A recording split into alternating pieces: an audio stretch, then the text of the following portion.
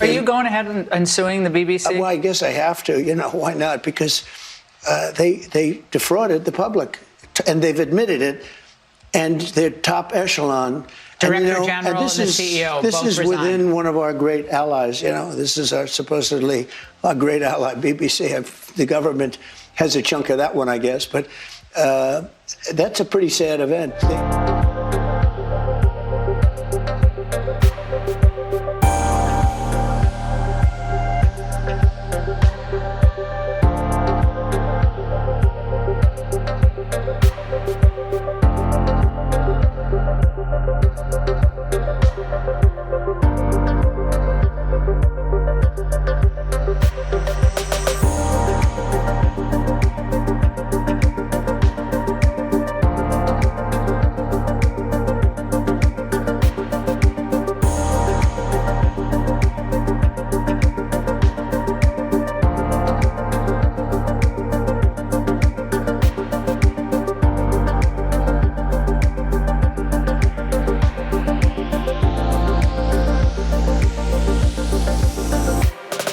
They actually changed my January 6th speech, which was a beautiful speech, which was a very calming speech, and they made it sound radical. And they actually changed it. What they did was rather incredible. They're showing me the results later on, the results of what they did, how they butchered it up. But it was very dishonest, and the head man quit, and a lot of the other people.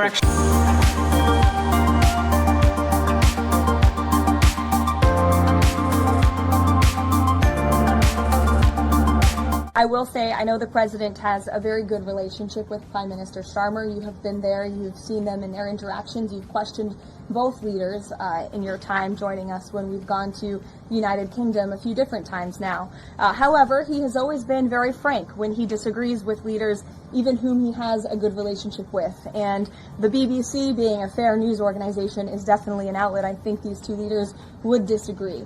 The president has made it very clear that this is a leftist propaganda machine that is unfortunately subsidized by British taxpayers, and he thinks that's extremely unfortunate for the great people of the United Kingdom and Great Britain.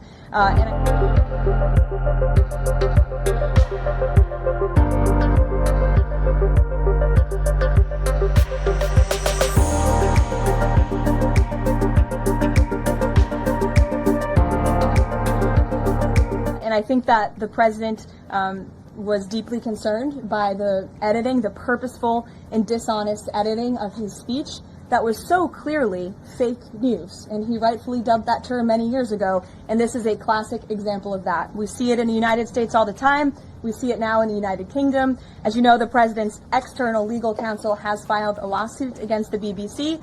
We expect that to continue, and whether they apologize or not is up to them.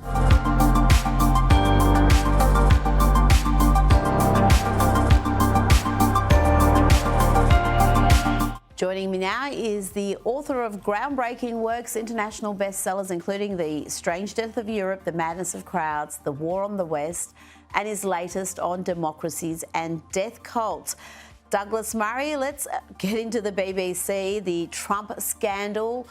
It's not isolated, it's not a simple misjudgment, but there are plenty in the UK, including journalist and editor Kevin Maguire, who claim otherwise. Now, I am no defender of Trump, but I'm no defender of lousy, bent journalism either. And I'm sorry, that Panorama documentary was lousy, bent, dishonest journalism. We should all be ashamed of it. Trump was a defender of the Proud Boys and white supremacists. You're ignoring the facts, Kevin. You were taking, right, you were taking a 12 to 15 second clip in a full program, program that was broadcast a year ago, and I'm not aware of any big public complaints about it. Douglas, what's your response to that? Well, Kevin Maguire in the UK is quite well known as a sort of left-wing blowhard, and what he said there just adds insult to injury. There really is no defending what the BBC has been caught doing. What Maguire does there is add to that offence by claiming that, by throwing out other completely untrue smears against President Trump, like him supporting white supremacists. I mean, that's just that's the very fine people hoax.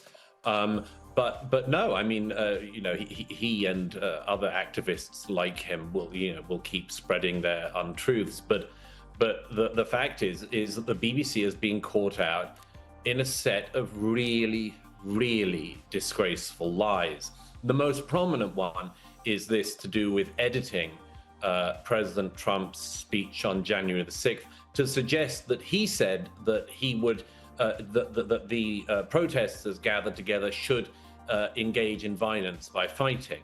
And of course, for all the terrible things that did go on that day, that was not what the president said in his remarks. And Panorama simply spliced two quotes together that gave the very clear impression that President Trump was indeed urging supporters to go and fight. But that's not the only thing. This is such a huge download of errors by the BBC that there are other things that have got lost in it. One of them is the BBC's proven serial lies about Israel during the Israel-Hamas war. The unbelievable way in which BBC Arabic, which frankly should just be canned, it should be shuttered. The BBC has no control over it. Just welcomes all these terrorist supporters all the time and gives their anti-Israel views. And then, of course, there's the stuff on the trans issue as well. This is a really disgraceful moment for the BBC, and it's even more disgraceful that anyone would try to hide it. Well, yeah, you're 100% right there. The BBC's institutional bias goes well beyond Donald Trump, goes beyond Nigel Farage and their coverage of the Middle East. Even a documentary about Bill Cosby a couple of years ago displays just how lost the BBC is. Watch some of the nonsense they aired. If we actually grappled with the fact that sex negativity is what causes this type of behavior, then we could create a world where in a idyllically sex-positive world, someone is able to pay conscious women to come and be drugged so that I can get my kink out, my fetish on having sex with unconscious people. There's a consensual way to do that. Well, there you go, a therapist promoting an idyllically sex-positive world where men can just fulfill their fetishes by having sex with unconscious people. I mean, what am I even hearing, Douglas? Not just what are you hearing, what are you seeing? I don't want women talk about sex positivity in any way. No, I mean, and look, this is the BBC is just so fantastically lost. By the way, there's a very clear reason for it. I'm not an enemy of the BBC. I'm a critic of it. I would like to see the BBC doing what it has boasted that it's doing, which it hasn't done for years, but which it has done at times in the past, which is to provide genuinely impartial journalism and a place where people can agree that there is a sort of non-biased, fact-based channel with all of its subsidiary channels, which you can go to get a trusted news source. And, you know, it's just so characteristic of the BBC and certain other media in this age. They set up all these things like BBC Verify to try to prove fake news in other media and on social media and so on. But they're pumping out fake news themselves, as the events of the last few days have shown. I mean, it's just completely unacceptable that an allegedly non-biased platform would be shown to have extreme bias in so many cases. And the point about that needs to come out is, as Charles Moore pointed out the other day, that the bias in the BBC always goes in one direction. You know, it's never like accidentally biased in favor of Nigel Farage. It's never accidentally biased against illegal migrants. It's never accidentally biased in favor of biological reality. No. It's always the same metropolitan left-wing tropes, the anti-Israelism, the anti-Trumpism, and so on. And it's because these journalists at the BBC, which used to be, I stress again, it used to be a real bastion where there were serious reporters, fact checkers, editors, presenters, and much more. it's a place which represents one particular viewpoint, and they have the right to do that if they want to become a privately owned company, and not take a tax from every household in the UK that owns a television, in order to push this as being mainstream. It's so well documented now, this one-directional bias. And I hope that what we've seen with the resignation of the Director General and the head of news isn't thought to be just the solution to the problem. It isn't. The problem is institutional in the BBC. Until it is a safe space for conservative-minded journalists and others to discuss openly in editorial meetings and elsewhere the sorts of things that they should be covering, then it has no right to claim impartiality. Well, it has a huge number of staff, huge number of journalists, producers. How many of them are conservative? How many of the ones who have programs, who are hosts, who are anchors on radio, on television, are conservatives? It's very easy just to determine the bias there. And as you said, they're taxpayer funded, so they have a charter, they're obliged to be balanced. And when it comes to biological reality, as you mentioned, the trans issue, Douglas, they're not much better there either, are they?